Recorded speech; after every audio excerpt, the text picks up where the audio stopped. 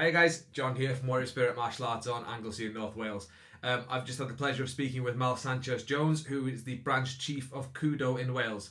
We talked about a whole host of important topics, particularly discussing working with neurodivergent people in the martial arts. We also hit on topics such as Kudo, honesty and vulnerability, and bullying. This one's not to be missed, guys, so without further ado, I'll pass you over to Kudo, Mal, and me. Hi guys. I'm here today with Mr. Mal Sanchez Jones of the Goshen Kudo Academy in Barry in South Wales. So we're going to have a really cool talk today. We've been discussing behind the scenes about some really interesting topics. But why don't you tell us a little bit about yourself, Mal, before we get started? Well, from a martial arts point of view, I've been involved with martial arts for a very long time. The usual sort of story, get involved in martial arts for different reasons. I started originally because my dad made me. And then it was that was judo, and didn't really get along with that for a couple of things, to be honest. Was at the time smaller, and I was quite bad asthmatic, and with eczema, the contact was just didn't like. I didn't like it. Eczema, if you rub eczema, it gets drier and drier. So if you're doing a grappling art, it was that. So I wanted to shy into the background a little bit, and then moved to karate when I was about 11. And never looked back really from the karate point of view. And I've always cross-trained. So, my highest grade is in karate, so I'm 6th dan in karate. But I wanted to have a look at a way of finding something that could bring all these skills together from doing Muay Thai and doing, boxing and doing all these different things. And Kudo was the obvious choice for me, including the headbutt. So I just have a little mention for the boys because we always talk the headbutt. So yeah, that's kind of my martial art background, if you like. But professionally, I've been involved with young people for 20 years. So from a youth work background, moved into teaching, and then I worked at an alternative education provision, which worked with animals as a way of an intervention to working with young people with lots of different challenges in life, including neurodevelopmental disorders like ADHD, autism, the full spectrum really. And now I took redundancy during COVID and set up my own project. And my aim really is to combine the two of them. So they're professional standards to do with working with challenging young people. When I say challenging young people, it's not necessarily their behavior. It's about the challenges in their life and the martial arts, because I think there's a definite crossover between the two. Yeah, brilliant. So one of the sort of reasons that when we had a chat not long ago, one of the big things that we talked about was how karate and martial arts is like a really, really good outlet for people with neurodevelopmental issues. So what have you found to be the sort of like the main benefits? So neurodevelopmental kind of stuff is autism, ADHD, that kind of stuff, right? So what do you find are the biggest benefits people can get from martial arts for those kind of things? Or like maybe even why could martial arts be really, really good for someone with neurodevelopmental conditions? Well, I think for anybody that's worked in that area, or even have got family or children that have got these conditions, you kind of learn through their eyes.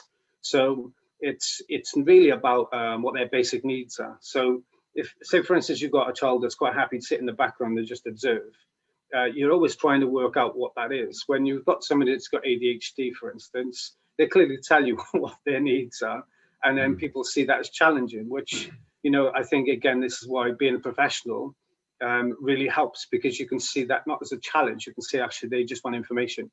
And information seeking questions quite often become seen as challenging questions. Like if someone, for instance, is in your class and then, say your class finishes at 8 o'clock and they're looking at the clock the whole time, some instructors will be thinking to themselves, like, write down press ups if they're very old school, that you've got 10 minutes to go, but they might actually just be thinking, I'm tired, I'm going home. The instructor might have looked at it seconds before to check how long they had left of the lesson as well. It's completely normal. So it's really kind of looking at not necessarily just the individual, but also the instructor. So I'm really, really passionate about kind of upskilling people within the martial arts to be able to understand these things. So it's, I suppose, some good parenting strategies as well. You're a lot more tolerant to your own kids, but you also let them get away with a lot. So the benefits, I guess, from martial arts is that you've got structures. So if you've got something a little bit more traditional, then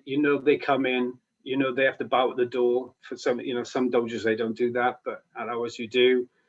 Before you start, there's certain etiquettes that are involved. So there's this structure that they know what to expect every single session.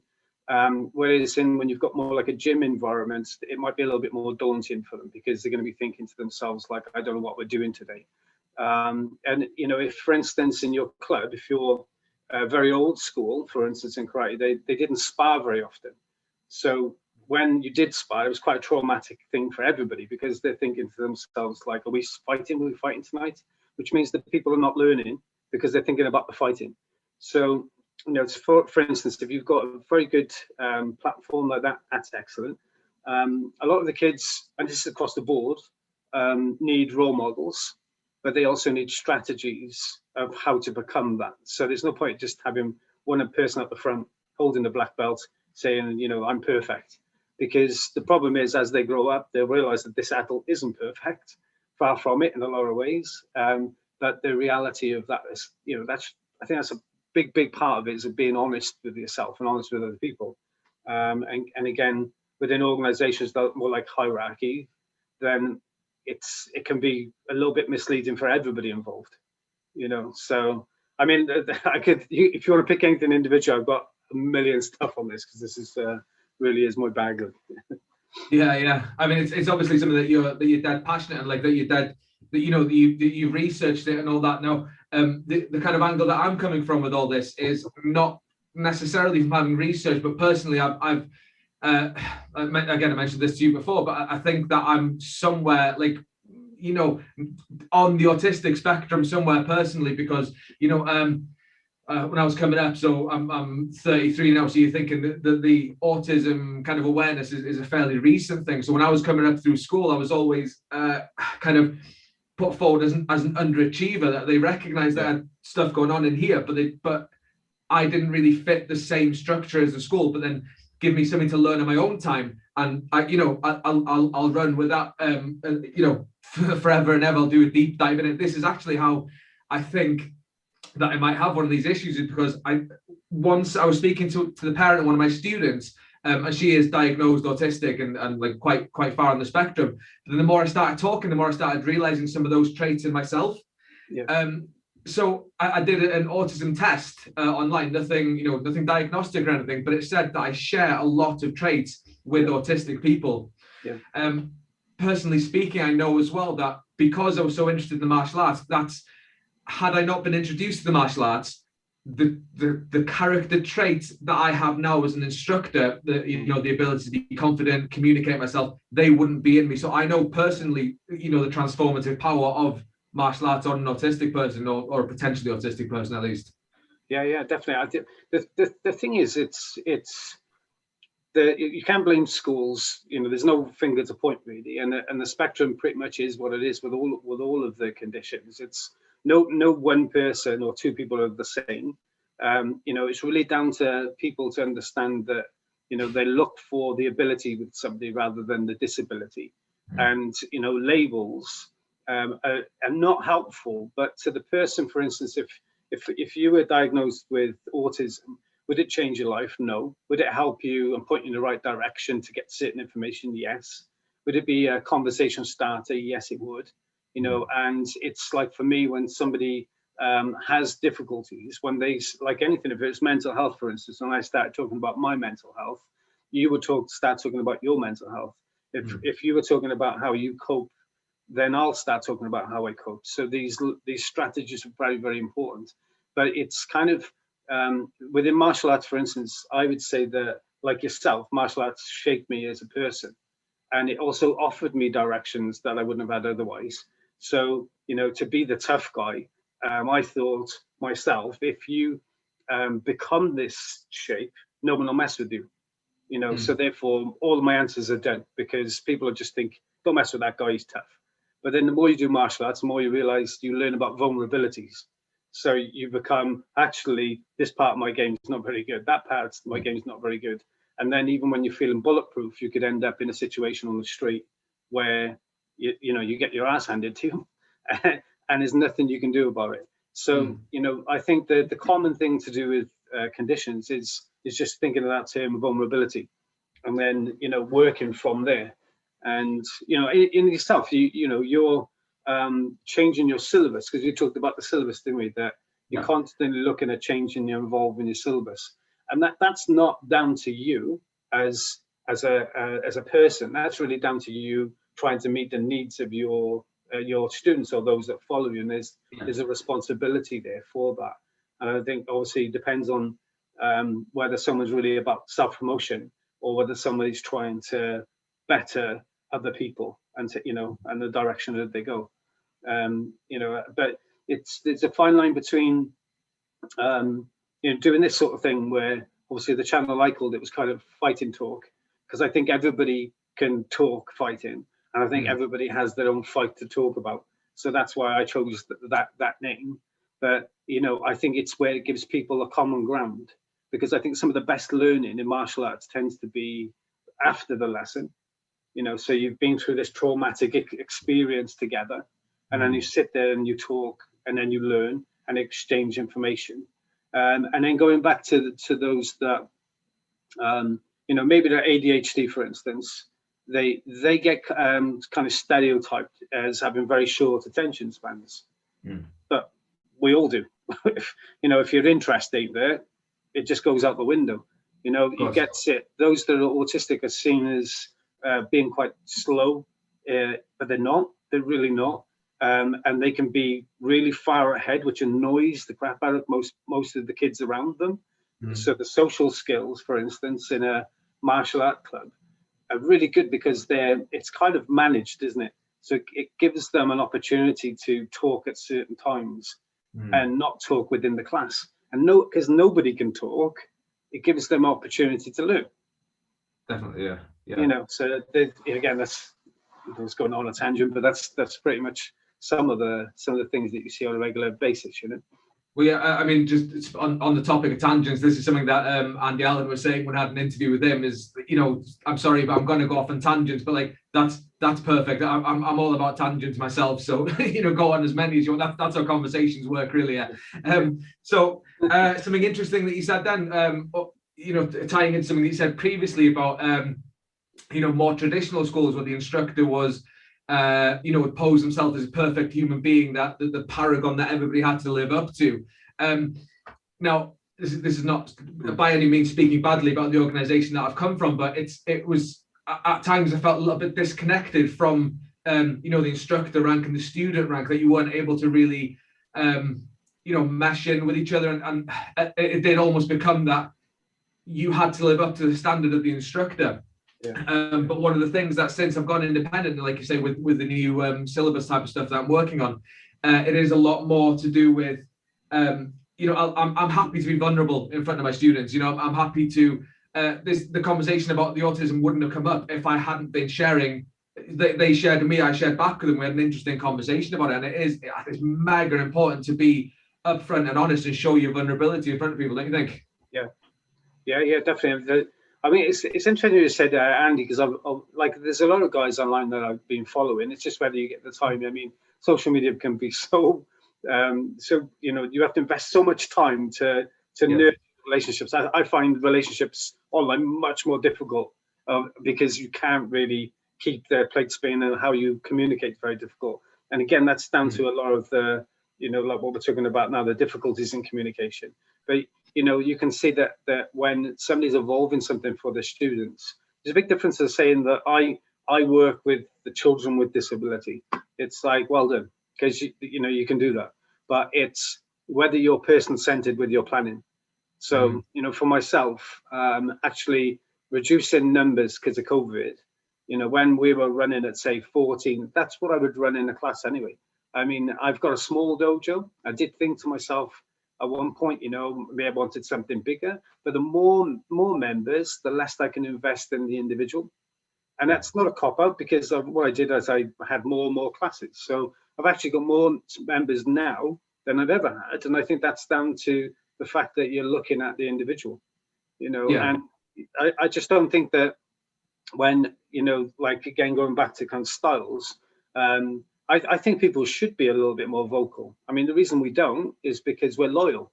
When you invest yourself and your time and all the rest of it in a person, and within martial arts, you learn how to be loyal and respectful. But I think when it becomes a hindrance to you and everybody that follows you, you've got to be honest with it. And I fear for, the traditional arts, a lot of the traditional arts that haven't got a connection to the Olympics, because, there's a big risk factor there. Because let's face it, with mixed martial arts, I'm going to go into the Kudo now if you like, but with the mixed martial arts elements, you can be exposed very, very quickly. And there's no point in saying, for the street, that whole chestnut, or standing and giving the hardest kick or punch to a pad to impress people. It's all just entertainment, because, those who sit, and we can't say what day we're going to have, what circumstances are going to be there. I could be attacked at any point, right? So what we can do is make what we do in the dojo a lot more rounded. And I was fed up of people saying, that's not karate, or that's judo, or that's this, and that's that. And with the syllabus pinning me to not be able to teach those things, it was frustrating. So I just kind of had this thing in the background, like everybody's got of a group that develops, right? And then eventually it becomes something different. Whereas when you've got something like this is Daidojuku, so it's basically the path of an open mind, it's the free thinking. And that concept goes across so many different arts. It's not just Kudo.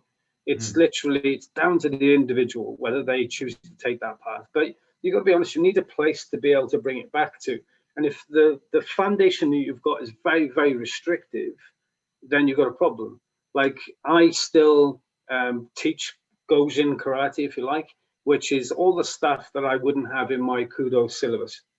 So basically the self-defense stuff, we still practice bow, on occasion.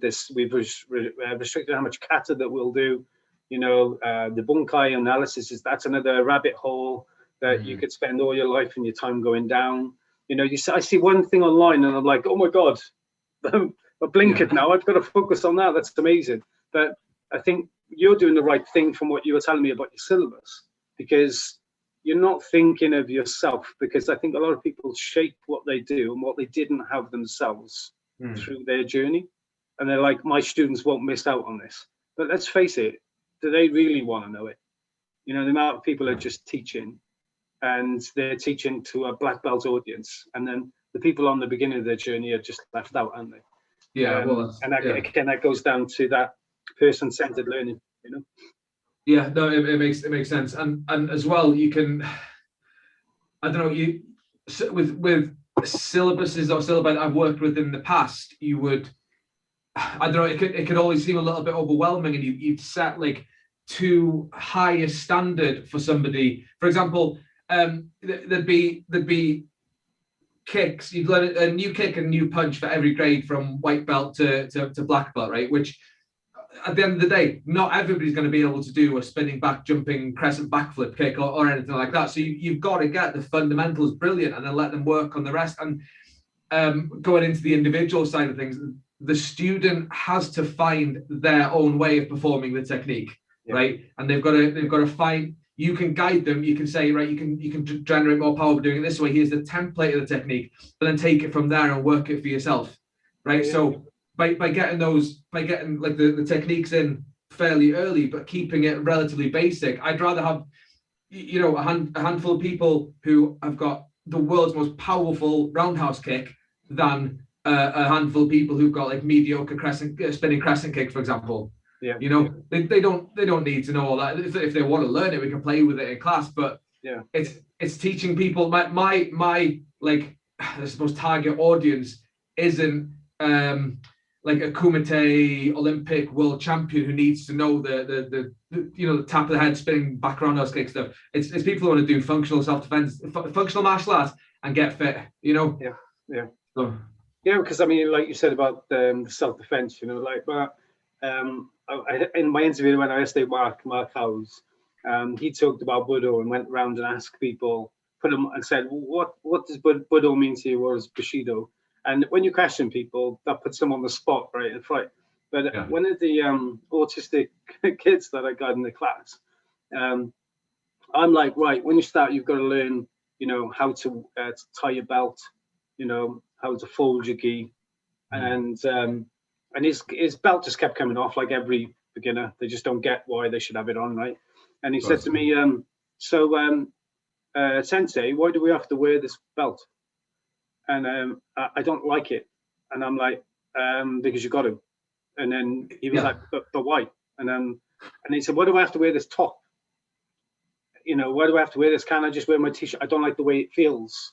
Because obviously, he's got onto the sensory part. So we sat down and we talked about it. And, I didn't have a lot of the questions, answers for him, besides the fact that it's tradition. So I'm like, well, if you don't want to wear it, you don't have to wear it, But the grading, if, for instance, the belt changes color. So if you haven't got a belt, that won't change color. But that's fine. You don't have to do that. And I think there's a lot of that time this kid has been bounced around different clubs. And, again, this is going about the martial arts side of it, is if you don't look at your syllabus, you don't really understand how to cater for somebody that's got sensory issues. There's so many different things outside of that, obviously, in life, because if you don't grapple, for instance, you could find people coming to your group because they think karate is only kicking and punching, because they don't want to touch and feel and be close to people. Like I said about my eczema when I was a kid, it's one of the reasons that I wanted to go there, because I could hit people away then. They didn't have to touch me or grab me. And I didn't have to have people looking and staring at my skin and things like that, and it's the same thing when you've got this intimate space they're not happy with, they're really not happy with. So understanding again how that function works as eye contact is a difficult thing. So you just show them how to use the back of the head when they're grappling, to come around, so know what to expect. You're going to feel it here, and then you're going to feel it there, and that's when you're going to come into here, and to by step with the understanding of the sensory feeling, and potentially the smells and things, because let's face it, you're in a dojo, you're going to get the sweat, you're going to get all these things. They really don't like any of that, but then they'll overcome it. And the social parts, then they feel very close to people then. Because this one little fella, he just wouldn't leave his mum alone. And then in the end, his mum was stood next to him the whole class. And then we moved them away from each other. So there's a number of things that martial arts as a intervention is much better, because the physical parts there. There's not many things now that I can think of where you would get that need for contact, besides maybe rugby or something like that, which is only momentary, isn't it? Besides the scrum. Of course, yeah. What you say is like it's really interesting. With you have to make the allowances for people where they need to, and gradually sort of bring them into the more sort of like not conformist, but like if say now you've got a syllabus and the syllabus involves grappling, eventually they're going to have to do grappling. But like if you focus on the individual as opposed to 60, 70 people in a room and they've all got to do the same thing, then you can say, all right, for now, just play with this one, I'll gradually work you into it, and reading the student and I get what you mean, because one of the things that I had, like for example, this autistic girl that I've got training with me, there's a family, there's 5 of them that train, and the girl's she's dead uncomfortable with sparring, but she can give it. She's one of the most like terrifying fighters in the class, but she hates the hands coming at you that way, that it gets dead overwhelming, people in your space and everything. So for a little while then I'd let her work with the mum and dad and with a little brother or whatever, and I'd take her to the side and she'd work with me, and then I'd let her just hit me, and then gradually sort of right, I'm going to start slowly feeding punches at you, just gradually, and she still struggles with it, but it, having taken the time to deal with the individual and not the condition or the label, to diagnose what the not properly diagnosed, but to knuckle down on what the actual issue was, we could then work on that and take it from there. I mean, it's just a case of helping people to help themselves. That's all you're ever doing, really. It's like the other sensory one is training barefoot. It's like, but why do we have to? oh, because we're going to go on the mats and then we have to clean the mats and we don't want to take germs on the mats. Oh, cool, I get that. But but now we're training outside on the grass. Why do we have to do that? You're not going to clean the grass, and then you're like, you're right. Keep your shoes on. It's that time. So, picking your fights, isn't it? Really. Yeah, you. It sounds like you're like me in that respect, where like you'll field any questions. Yeah, if anybody asks you questions, and a lot of dojos, like you said before, because it's traditional, because it's this, because it's that, and like my take on it is, if I can't give you a reasonable answer, then fair enough. I don't. You win. You know what I mean? Yeah, definitely. I think that the thing with it's also the parents are a very important resource. I think in any club, and I find that and I'm not just saying just around here, but I found that parents are kept at an arm's length because they're busybodies, or they're going to interfere, or they're going to tell me, and that's the main issue. Because if you're trying to get information, it's easy to stereotype and then say, oh well, actually it's the parents' fault, because you can see they're clearly not disciplined at home, and they're expecting me to discipline them within an hour and a half each week, right? And I get that, but then if you engage with the parents, quite often, let's face it, they're the experts. They're the ones that are around their child all of the time, and they'll come up with the things that they want you to help with their child. So they'll be the ones saying, this is what my needs are, this is what my child needs are. If there's any way we can help, you will. And then you'll notice that the parents then, I'm very lucky that the parents in our club, they pull together, so they become vulnerable and then share information. I created the top of my dojo 2 levels, so upstairs is like a cafe. Not that we've got to use it very much with COVID, but it's like it's a place where people can share that. But that information, kids got to feel like everybody's around them, the same as adults. You need a good balance, don't you, and what's going on, and the challenges need to be there on their basis. So I think that's with Kudo, for instance, is that not everybody is going to go and fight in a championships, but they can if they want to.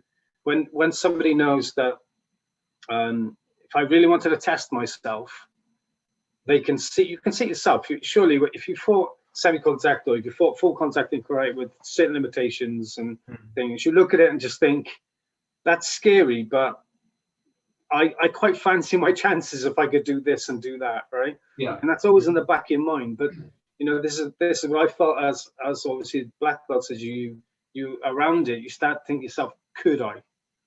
Honestly, if it came down to it, could I do it? And the answer is you don't know. And it's how often you are doing it as close as you can. So you can't just smash lumps out of each other every lesson, but you need to get like close to it reasonably frequently.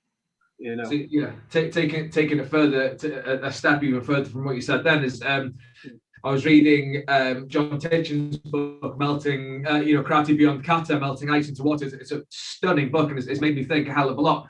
And again, on the avenue of honesty and vulnerability, which, the more we speak, the more we keep coming back to how important honesty and vulnerability, being open with people is. I was reading a chapter in it, and the long and short of the chapter was, it's all well and good knowing these moves, but in a self-defense situation, you know how to break someone's arm, but do you have it in you to break someone's arm? Do you have it in you to actually kill someone if you have to? Do you have it in you to, to tear skin, to bite someone's hand, if all that kind of stuff? And I've been in a number of continuous fights. I've been done MMA bouts and all that kind of stuff. But then that's consensual. We've agreed to fight. You know what I mean? The stress is different to, I don't know personally if gun to my head, figuratively, I would have just pulled the trigger and do it. But I don't know, just you have to expose yourself to more and more realistic stuff so that that you get as close to it as possible, if that makes sense. Yeah. I mean, but it's what's in the body, like if I'm in a class and I'm showing knees and headbutts, right, that lesson, and then I had a problem that night, that's what's coming out, because it's the most fresh thing in my body. And I used to practice all sorts of different techniques, and You know, like I think I went down the kata angle for quite some time, but then my muscle memory weren't there. You know, my precision weren't there, and you know, you need to be able to pull these things out of a bag. So it's not learning loads and loads of stuff. That's great. You know, it's like one of the guys in Japan, one of our good Kudo black belts, he said he's got no interest in going. I think I said to you the last time, he's no interested in getting a black belt in Brazilian Jiu-Jitsu because it was a lot of information that he felt wasn't applicable for what he needed it for, and he wanted to be able to just, when he had to, put his head guard on and be able to, you know, do the job. Whereas if he felt if he was having too much information put in all of the time, it would cause that problem, that blockage. So, you know, it really does matter who you are as a person and where you go, right? Because like when I was going drinking, you know, when I was like 19, I was thinking to myself, well, why the hell was I going there? I was bound to get in trouble. You know what I mean? I used to think I was the unluckiest person in the world, but it's not the case, is it? You know, No. You know, and the kids, like, let's face it, walking away from a fight, when I say to them, like, you know, just, it's not good to tell tales. You'll get picked on, right? But if you just go to your teacher and say, look, I've got trouble with this kid and he's constantly on my case. Now, when it comes to the real fight, when someone corners you, you won't have in the back of your mind that you're going to get in trouble because you haven't told anyone. It's the best thing to worry about. And you're not going to react in the same way. You're not going to have the freeze response because there's a little bit of information saying, don't worry, you've told them, defend yourself. Whereas a lot of the kids are overloaded and have that kind of freeze response. And if you go always doing it like using verbals, you know, obviously the BCKA and, you know, the general group with Jeff Thompson, it's got a very good underpinning of that type of self-protection training, which I brought into a long time ago, you know. Well, so, I mean, it's that side of thing is something that I've had the misfortune of bad timing. When I left my old group to go independent to seek all this stuff, it was December 2020, so we had Christmas holidays, come back, and then 2 months later COVID hit. But it's interesting that you choose kids and bullying as an example of like a self-protection situation, because honestly that, you know, that's much more likely than me getting mugged on the street, for example. It's one of the things that I've always said to my kids in karate class as well, that if somebody's bullying you and you fear that you are about to get hurt by this person, why should it, if somebody's going to get hurt, why should it be you, right? So it's the same thing with if I'm getting mugged, you know, I've got to stick up for myself, and that's the long and short of the self-defense law in the UK, as far as I understand, is if I believe I'm at danger, then I'm allowed to take action, right? Reasonable, measured action. But so no, I've always said to the kids in my class that if you are being bullied, if you are, do go talk to the teacher. If they still don't do it, or if the kids grab you somewhere that you don't, you know, they don't see it, and if you do hurt, if you defend yourself and you get hurt at the end of it, if the teacher puts you in trouble, tell them to phone me. I'll stick up for them. And that gives them then that sort of peace of mind, knowing that, well, I've got this guy in my corner, so, you know, he can explain to the teachers. Well, I'll give you an example of this, the stereotypical class, right? That if you've got kids coming in, and one of the critics I've had is that I allow the kids to talk. It seems a bit more chaotic, and then when this is from parents as well as other instructors, and the parents gone, well, you know, they expect them to be like little soldiers, right? So lined up, stood there, don't say nothing on the rest of it, right? That's fine, but they will quit because they'll get to a certain point and they're not doing it for themselves, doing it. So they've learned how to shut up. That's all they've learned.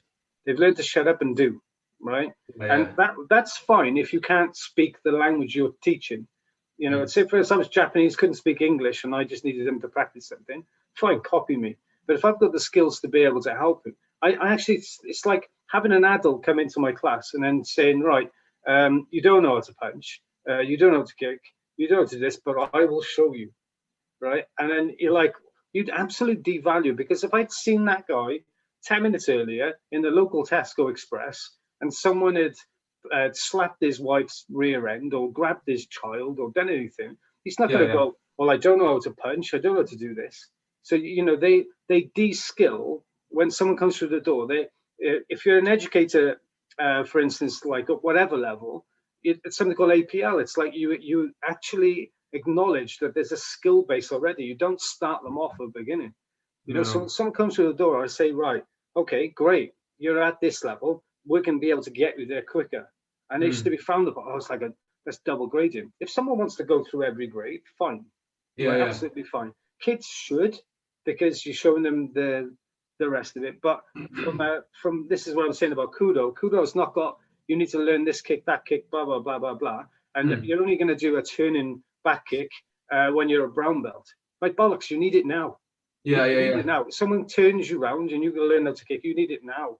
And that's the same mindset I've got with the kids. So, like, you know, lots of ADHD kids get pointed my direction, but it's not. It's because they think that, well, Kudo's got boxing, it's got this. It's going to keep them really entertained.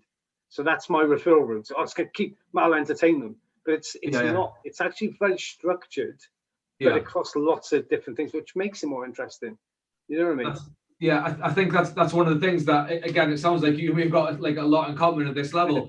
If you were a parent, I have had it once where a parent brought their kid to class, and I like to teach on the respect's there, but we keep it kind of informal because kids learn a lot better through having fun. They're allowed to talk. They're allowed to give a bit of banter from time to time because, you know, it warms them up to me. The parents see them getting respectful, but in like a, you know, not in a soldier way, but in like a friendly kind of, the way that, you know, you and me would be respectful to each other. We don't, you know, we didn't bow at the start of this call, but no, but that's the thing, you know, the kids do bow at the start of class, but it's, they need that, and they will respect you more. But if you were there for your first class, you'd be sitting there going, what the hell is this? What, you know, the kids are standing there 1 minute, and then the next minute they're talking across, and he's having a joke with them, and, you know, I'll go and I'll have a little play fight, I'll have a tussle with the kids sometimes, if, you know. But that's how kids learn these days. You don't need them. It's not like the classical school system where they need to learn stuff by memory. They need to have fun, and they need to learn through playing. And the same is true to some extent of adults as well, don't you think? Yeah. So I mean, but you said banter, right? One of the first things that I get whenever I've got somebody that's got autism is they say, "Well, no, they're literal thinkers. You can't say that because they'll take you literal." And that'll be confusing for them. And I'll be brilliant. So I'll give the information that I want across to them, very clear, right? But I'm going to use banter because I'm not going to change who I am, because they have to learn that. So it's kind of, you know, if you look at anybody that's got autism that's like going through assessment as an adult, they've been missed the entire school. How do they get through school without it? It's because they've learned when to laugh, when not to laugh. The masking. You know, it's structured humor. So it's like, I know if A, B, and C makes a joke. I mean, some of the funniest jokes that I've been told by autistic kids, because they've learned why it's funny, and they've learned precision with the timing. And they say, and one of these kids, he made everybody like literally cry with laughter. It was the most inappropriate joke, not appropriate at all. And everybody, even the instructors, were laughing. And after, he told me he didn't even know what it meant, you know. So it was like, you know, it's that type of humor where you've got to go, well, actually, this is based on respect. So when I bring them in, I'm going to keep, if the class is for them, I gain their respect, and then you can push them that much harder, that much further, because it's been on their terms, and you will be that inspirational character that you had in your life that you're aspiring to be like, you know, and they'll teach you how to do it. You know, you don't need to be anything besides yourself, right? So that's again an interesting point, which I want to get to in a second, but you have to tell me that joke. What is it? Okay. It was something to do with something crossing the lake with nuts. I think it was a squirrel. It's the way the squirrel. Right, fair enough. Yeah, he's got his nuts wet or something. But it was more of a case of like, it was like quite an innocent joke, if you like, but it was about obviously testicles and stuff. And it was the timing, because he actually chose to tell people when he thought he would get in trouble. Right. So do you know, like when someone gets caught for talking, and it's kind of, you got like, do you want to tell everybody what you were saying, like that sort of thing?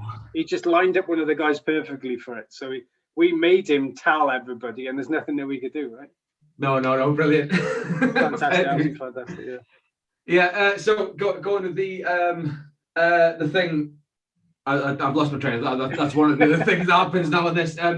But like one of my guys, right? He's this kind of ties again back into what we was talking about before with the respect and the structure and not understanding the student and autistic ADHD people asking questions and stuff. Yeah. One of my guys now, it's actually, he joined in the first class I opened on Anglesey 8 years ago today. And his mum enrolled him because he was having difficulty making friends and all that, you know, the kind of, because he is on the spectrum, him and his brother are. But anyway, he was coming up to the ranks, and you know, you learn to deal with him. He was only 12 when he started. We started making good friends. He got to his purple belt grading, and my chief instructor at the time, like had a different understanding of people with neurodiverse issues. So in the grading for his purple belt, he got a little bit frustrated at himself for not being able to pull off the technique and started asking questions and you know, trying to get, like, you and me would understand it. It's like, okay, he just needs a little bit of help, a little bit of patience. But the instructor failed him for having a bad attitude, right? So you can understand, and like in front of everybody, so you can understand, like, he probably felt like such a dick on that day. Yeah, totally. You know, all he was, because he said something under his breath to the effect of, "Oh, for God's sake!" Now, to me and you, that'd be like, oh, yeah, fair enough. He's not getting it. You know, let's try and give him a bit more space. But the guy went, "All right, that's it." You know. Anyway, next grading, he didn't turn up. So he'd been doing classes, but he didn't turn up to, you know, because he didn't want to be humiliated again, just for the way that he is.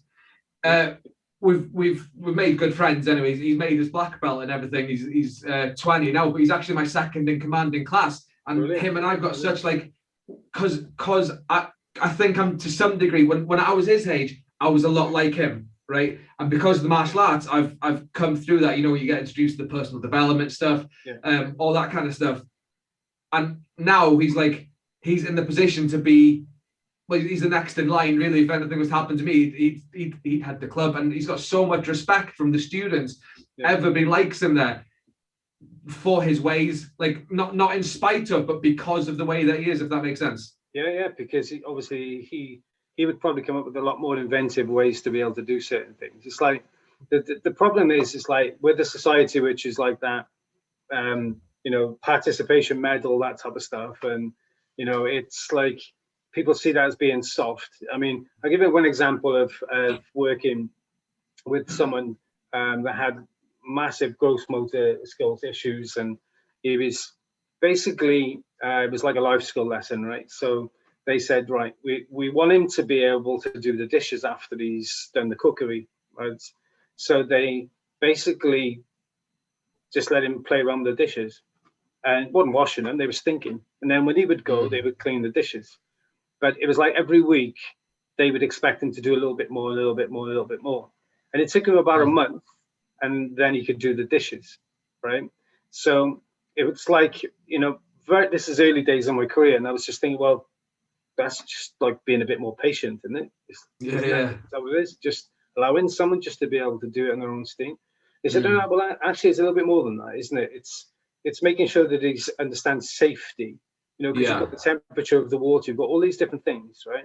And then actually, you know, he can fail. So it's failure-free activity. And I'm like, but he has failed because he hasn't done the dishes. But the failure-free is much down the line. So your expectations are different. So like when I've got anybody, I think that like another good way of explaining this is like a graphic equalizer, right? So let's say that we got all of these different skills that we should have, and some are a bit lower than others. So you'll find that most people, when they're talking about autism, they say, oh, he's fantastic at this. You know, it's like the Rain Man scenario where, what's your superpower? So like someone said to this kid, like, autistic, what are you good at? And then he felt terrible because he couldn't tell him what he was good at.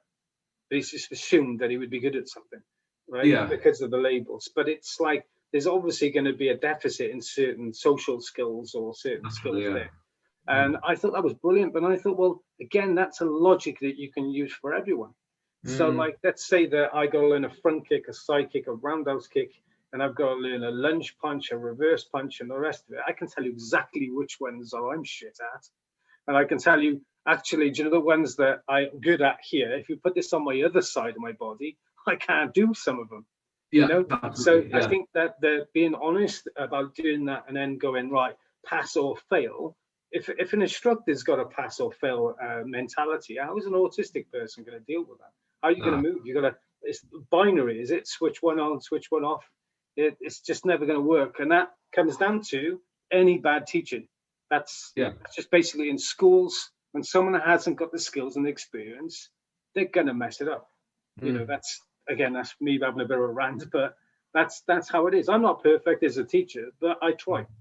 Yeah. You know what I mean? That's what you need to do. It's the thing, again, coming back to it, it's teaching the individual, not teaching the classes, and you're teaching the student. I don't need to see a perfect front kick if I know that you can survive without, if your roundhouse kick is 100%, if you can rely on your roundhouse kick and your cross, I don't really need you to have that. It's measuring by effect versus measuring by the arbitrary measures of how it looks and everything. And like you say as well, with that sort of pass-fail binary, I've never really liked that approach, because you might be having a bad day. You might have a cramp in your leg. Yeah. So the way that I've sort of, because this is something that came up and it's made by the Bunkai bastards that I was listening to not long ago, saying about the two ways of grading. Is one like a formal grading, and the other one is all right, fair enough, you've ticked all the boxes, you're showing really good progress, so here's your belt, congratulations. And I've still got the formal grading, but in less of a pass-fail mentality and more of a graduation mentality. Yeah, right. So, okay. If you're there, if you've ticked the boxes, if you've shown me over the past 3 months, whatever, that you're competent, that you've done all the criteria, then you're welcome. Please come along to grade, but turn up with the mindset of, I've done it. This is a graduation. I'm doing these moves one more time just to send them off, in a way, if that makes sense. Yeah. So you're taking away that pressure and that like you say, that binary pass-fail switch. But it's horses for courses, isn't it? It's like when I came on board with Kudo, I was like, when we do Kion in Kudo, you do lots and lots of repetitions. But when you do like traditional martial art, you could probably spend that the same amount of time you do 10 kicks, doing one and maybe in 4 counts to try and make it perfect position. Yeah. With no understanding of actually how to do it. Whereas when you need to throw more than one kick, you can't, because your body's set for that one hit, one knockout, or that one thumping kick. But what good is one thumping kick if you can't land it? Do you understand what I mean? So it's like I see a difference where I would say that my students would therefore lose the sharpness of certain things in their technique. It doesn't matter, because they've got to grapple. They've got to learn close quarter striking. They've got to understand what it's like to be under pressure all of the time. Yeah. And I would give that up for nothing. I mean, I've seen something on Andy Allen's site where somebody give criticism about one of his students was kind of throwing quite a wide hooking punch. I mean, I don't know, if it was intended to be like an overarm or whatever, but it didn't matter. Those kids were looking like they were learning to defend themselves. And I was thinking, like, what a dick this guy's put this comment where you should just look at the merit of the way that they're learning. And now those kids have to go back to school the following day. I would put money on it. They got a better chance. Yeah, so the stuff that Andy puts up is insane. The level of proficiency and the graft that his kids are putting into it. And again, I think that comes down to people who have hit real life people in sparring and people who have practiced shots. Sometimes a shot has to come far. It can be a hook, and they might move a fraction, so you got to widen it up a little bit. Like it's context, and you can throw Kaguzukis at a focus mitt stationary all day. You can throw it in the air all day. The technique will be perfect. But you put a moving target in front of you, you've got to adapt it. It's never going to look perfect every time. No, not at all. Not at all. I mean, that realism, And that's what I was saying, that this is all mentality, whether we're talking about, also we would say talking about neurodevelopmental disorders and kudo and things like this. It's like, I think that when it comes down to it, it's all about nurturing environments, right? And it's about whether, we're talking about my club, your club, kudo organization.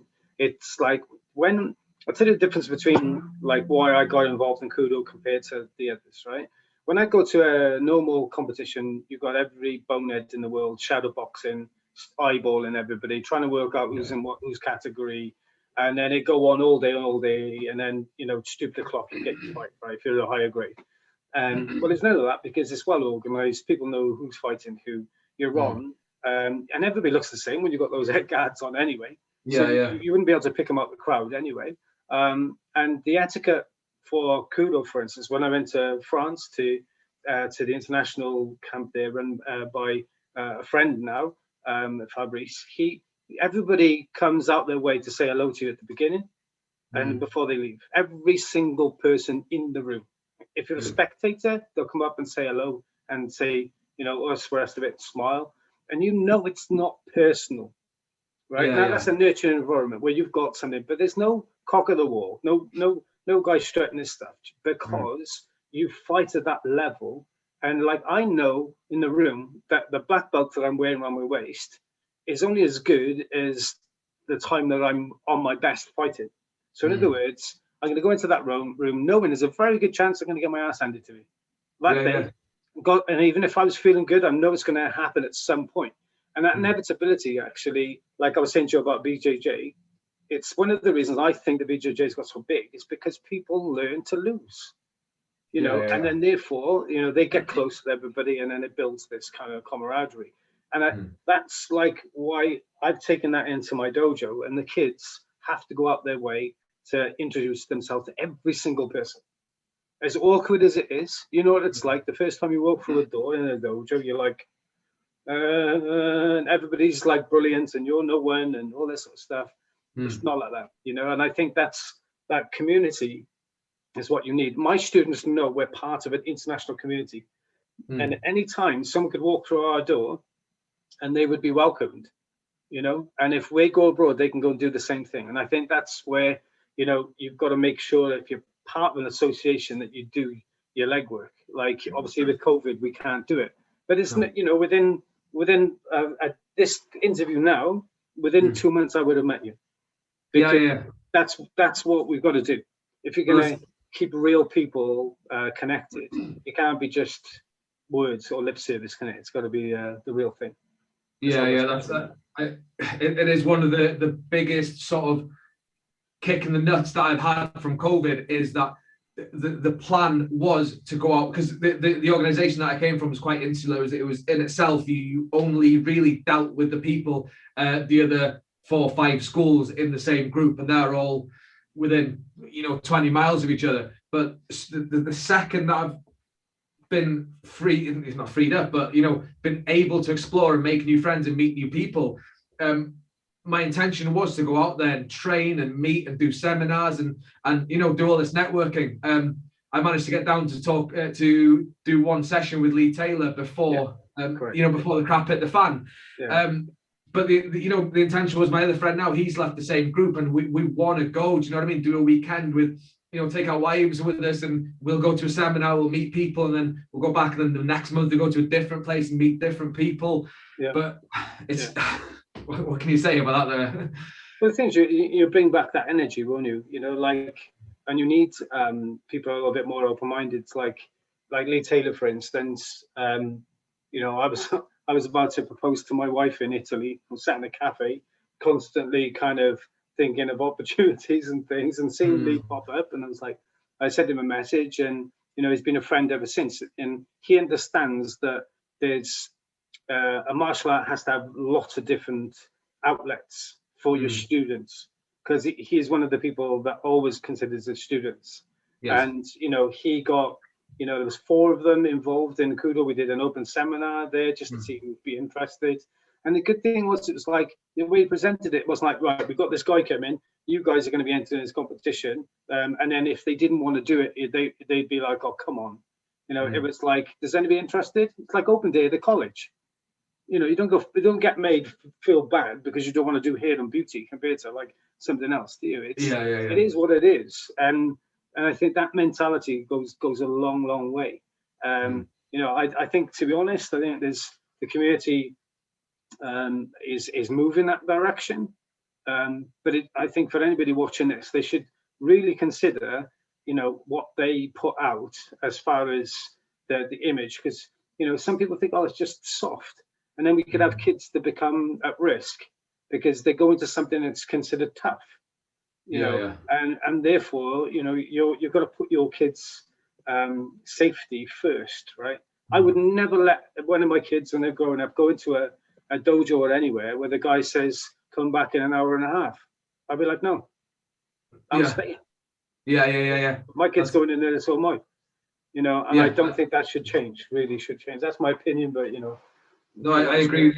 It's one of the things. There's a lot of things that I've always been kind of, you're stunned to hear that other people don't do it the same way, because it's so, like, when I heard that a lot of traditional martial arts schools never hit pads, that was like, are you serious? That the thought of not hitting pads had never occurred to me in a martial arts, because the same thing as running a martial arts school, the thought of not letting the parents come and sit and watch. They're part of the community as well. They need to see what you're doing with their kids. Yeah, definitely.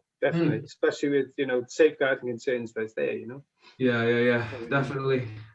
So, I mean, okay, well, let's get the conversation back on track a little bit then, because it's been a really great tangent. I always enjoy conversations that flow nicely with that kind of stuff. But so we've talked a lot about the Kudo and organizations like that. Now, so just out of interest for time, are you good for another maybe 10, 15 minutes? Yeah, it's fine. Always. Yeah, spot on. So going into Kudo now, give us a rundown of what it actually is, because I've been following your stuff for a while and seeing the bits and everything, but there'll be people watching this who may have heard Kudo and kind of not get what we're talking about.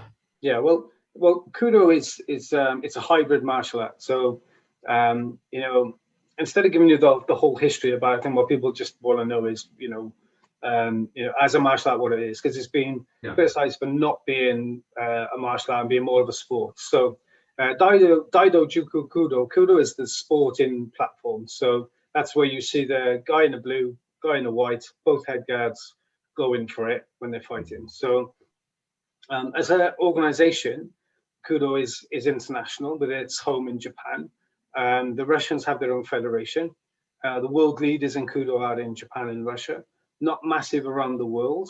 It's at different sizes besides out of those two countries, still growing. And obviously that's what I'm trying to do, is push for Wales. So I'm the branch chief for Wales, specifically in the UK. Also responsible for pushing Kudo in the UK to help people to set up. But what Kudo is, like I was saying, it's a hybrid between judo and karate originally, because the founder, Master Azuma, was high profile in both martial arts, thought that standalone karate and judo didn't have enough, and Kyokushin was his background, and they would practice headshots, but in knockdown, which was the biggest part that went around the world, there was no headshots. So he decided to go headgear, use headbutts, and involve the judo. So that's how it kind of started. But since then, and obviously instructors, there's different fads. The Thai boxing has become a big part of it. You've got to have good boxing skills in Kudo as well for close quarter. So you can, as far as the sporting element, when you go to competition, you can use headbutt, you can use elbows, you can use knees, you can use kicks, obviously, any sort of form of punching. There's no sort of style, you can only punch straight. There's hooks, all the rest of that. Throws, so foot sweeps, anything like that, any form of takedown. And then we get the time limitations when we're on the ground, say, for instance. So you get 10 seconds in a clinch. So in other words, you throw, it's like you throw, you miss, you get into a clinch, 10 seconds. If there's no throw, no takedown, you're separated, you carry on. So that's 10 seconds of that. And that tends to be all headbutts and knees, to be honest. But if you go to the ground, there's a 30-second limit on the ground. And if it's not, no submission, then you stood back up again. Okay. There's no ground and pound. So this is one of the parts I like about it from a safety point of view, is that if you've got someone that's mounted, they can simulate. So this is like keymates, so the point of impact. So they throw the punches, and then they probably go for a submission or something. So there are points, accumulated points. So say, for instance, I take you down, I end up in mount position, I simulate, and then that's when it stops. You're going to get a point for dominance. But the real skill comes in when you're doing the judo. It's like, let's say that there's like a basic Osoto guy, like a, just a leg reap. They go to the floor, knee on belly will show dominance. So you can't just throw them on the floor. You've got to control, you've got to show skill. All right. Most of the fights go to submission or knockout. And obviously if it goes to the cards, then there's a refereeing system, which is pretty much, again, there's about the points that are going. It's not stopped unless someone's thrown miles out of the arena, okay? Or if their head guard comes off or something like that. There's like stipulations against it. One of my students had that problem in the World Championship. They went against him. And, pretty much it's all, all to the wall. If there's a size difference in between the two fighters, then groin kicks are allowed as well. So, if there's a much bigger guy, right? So like, there's always an issue for me. It's like, how would you get that guy's head from there down here to knee it? Well, if you kick him in the balls, it happens. So I think that's a really good self-defense. So again, I bought into that because I always thought I didn't want to spend a lot of time on the ground. Brazilian Jiu-Jitsu is a big part for lots of people, and because they want to learn the ground game. But when you're frantic with the punches, goes to the floor, you've only got that short amount of time, it kind of changes the game. So that's Kudo. As far as the way the art's practiced, there is Kion, but that Kion is not as in basics of stances, moving forwards and backwards like that, in full Zenkutsu. It's in a fighting stance position, jab, cross, like boxing, but it's about learning to ground and base yourself. Then you learn to move, which is the Ido, the movement, and then you've got like break falls, throws, so you've got a syllabus like that. There's a belt system. The belt system is not like it is in karate, where you had learned certain techniques for the grade. You've got to learn the syllabus, the same syllabus all of the time. It's just when you come to do your grading, there's a series of fights and then demonstrations. So if you imagine, like, if you have demonstrating a shoulder throw, you'd have a bit of free form so you can demonstrate that you can do it in each area. Then when it comes to the fights, you have a series of like clinch fights, ground fights, and then full Kudo rules. So what I like about it in the early grades is that you've all graded like for fighting like Kyokushin in the first ones, because you want to build the confidence of not having your head knocked off. But then it moves into more like kickboxing type style. And then obviously with the kids, there's less head contact in the earlier years. And it moves until they move into adults, where it's going to be more an informed choice. So, as far as Kudo for me, what I do is I run as Goju Kudo Academy. I run the karate side and the karate element, and I don't charge for gradings. So basically, when they've learned what they need to learn within karate, they're given the belt. And the same way as you'd like from a BJJ gym, you put your time in, you get the grade. With the Kudo grading, because it has to be formulated and it has to be assessed and sent to Japan, I've followed the syllabus, so therefore there's cost involved in that for the grading promotions. But people don't mind because they're part of an international network where they know that they're going to get it. And for me in the UK, I guess what I'm trying to do is encourage people to take a look at the platform, not to leave their art, so to speak, but look at Kudo as a sport. And, really speaking, if they wanted to get involved in that style of fighting. And I guess what I'm trying to do, and this is what I've told Japan that I'm doing, is that I'm trying to encourage people to at least trial it for a little while, see what you think of it, and try and create a network of people so we can travel. Because let's face it, it took the fun out of it. I think you said it when we were talking last time, that traveling and going to competitions just become a real thorn in my side. And it was not something I look forward to. No one really looked forward to it. And the only people who seem to look forward to are the people who are taking the money and putting it in their pocket. So I suppose I want to change that. I wanted to make it a lot more organized, have set fights. Like difference between Kudo gets called MMA and a gi, because It looks like that and seems like that. It's for me, it's more functional because you can use the gi. But the problem I get is that from the traditional side, if you like, people see Kudo as a little bit too MMA, and when the MMA guys are looking at it like we're too much like the traditional element, so we're kind of middle road, and I quite like it there personally because it allows me to keep my friendships alive from my karate background and the other traditional arts, and keeps me a foot in the MMA arena for anybody that wanted to move that direction. Because I think that you've got to be honest that this is not going away. MMA is not going away. UFC, Bellator, all the rest of them are not going away, and kids will go where they think is cool. Yeah, definitely. There's a lot of interesting things that you said there. One of the biggest things I think to me appealing about Kudo is that it's like coming from a pragmatic perspective of karate and analyzing the kata and the bunkai and everything like that. It does seem, you take the 3K approach now. You've got the kata, the kyo, and the kumite, and as Ian Abernathy says, never the three shall meet type of thing.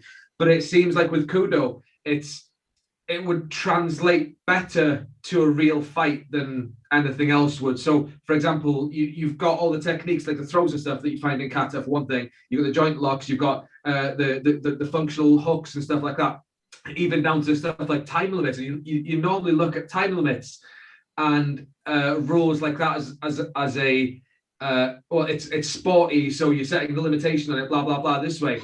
But 30 seconds is a reasonable time. You translate that into like a proper, non-consensual fight. If you're on the floor for more than 30 seconds, you're going to get somebody kicking the shit out of you from above there anyway.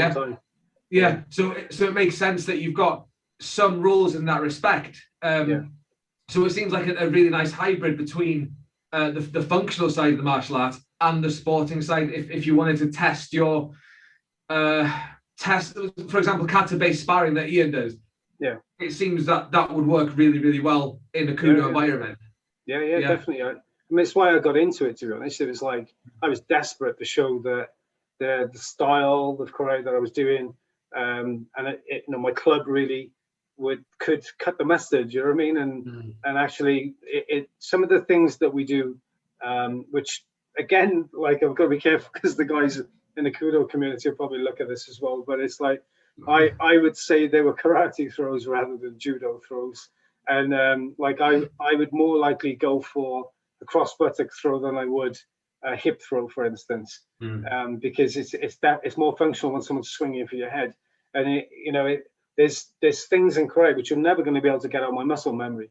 And to be honest, they add that little bit of extra for our guys because it hasn't just come from that one stream. So, but that's the beauty of Kudo, because I mean, some of the guys that are training and got dojos in Japan, they're bouncing the front leg the same as the Thai boxers.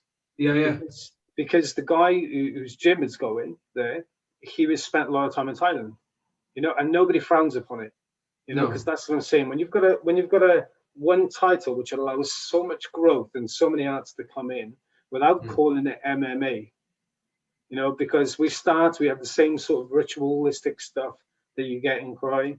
And I do like that. The guys in our dojo, we made a choice that we were going to continue by doing all gi-based arts, not like BJJ, no gi BJJ sort of stuff, because we like the etiquette and the respect that goes with it. And it actually, when someone comes through the door, if they go, "Oh, Brev, I want to be a cage fighter and I watch Conor McGregor and all this sort of stuff," you turn them up, tell them they got to wear a suit. And it's like a filter, right? It's like a bullshit filter. It's kind of like, is this guy, the old tap out t-shirt bell end that just wants to learn to scrap or just have a scrap? What? Worst case scenario, he comes in, he has a fight, he gets hurt, he never comes back. Or we have a fight with him, he doesn't get hurt. One of us gets hurt to allow him to get in, and he never comes back. So there's never a win situation. So bring the gi, good induction, sorts the stuff out.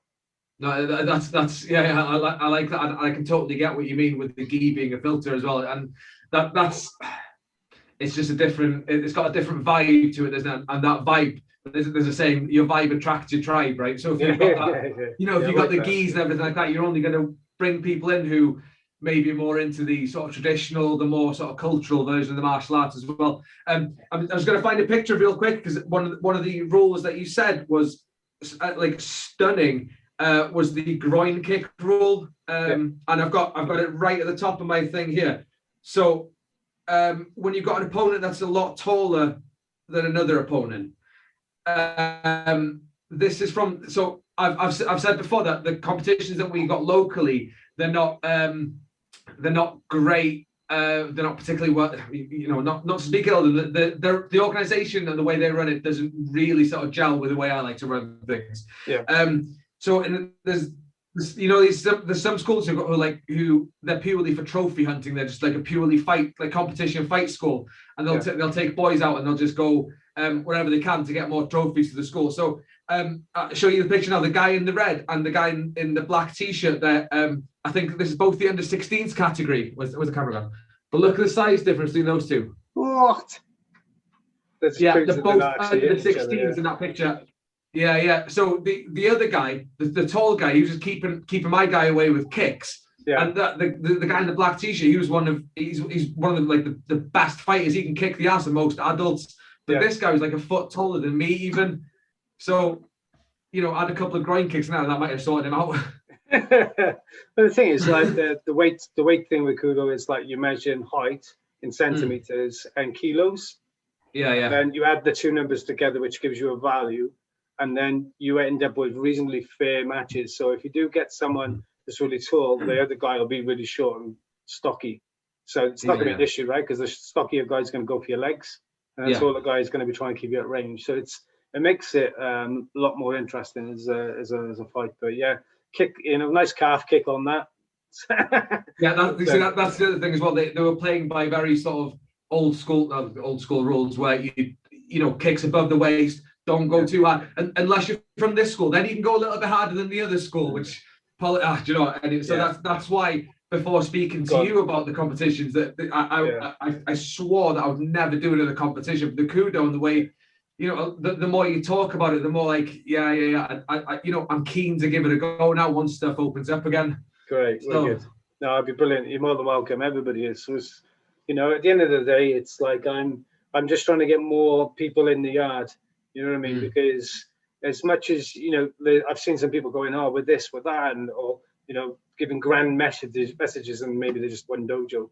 It's like Kudo Wales is just based on us, in Barry, and a few, obviously, dojos where they put students in for our championships and stuff. So just, if anybody's watching this and wants to get involved, then, just have a chat, and we'll take it from there.